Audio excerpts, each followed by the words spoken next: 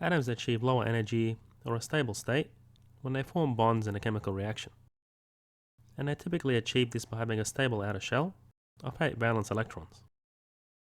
And using the Pauling scale, where the electronegativity was calculated based on a bond energy.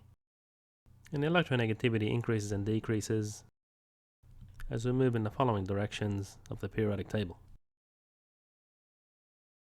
So we can classify the different types of bonds based on a difference in electronegativity of the different species.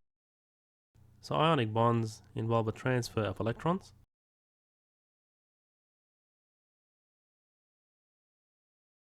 So for example, with sodium chloride, where sodium has 1 valence electron and chlorine, being a halogen, has 7 valence electrons, 1 electron from sodium gets transferred to chlorine. So you end up with an ionic bond between the sodium cations and the chlorine anions. So the difference in electronegativity of these elements is greater than 2. And ionic bonds involve a metal and a non-metal. Now covalent bonds, on the other hand, involve sharing of electrons. And these can be polar. So for example, with hydroxide, where the difference in electronegativity is between 0.5 and 2.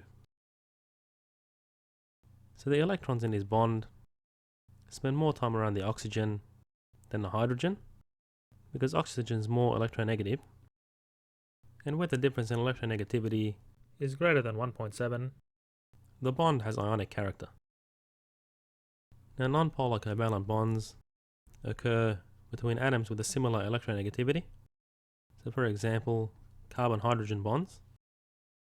So the difference in electronegativity is less than 0.5.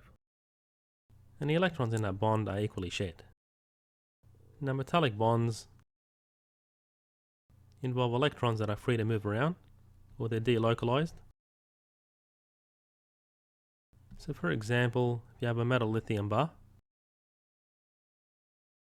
you get the lithium atoms being ionized, leaving the core, and the electrons are basically free to move around.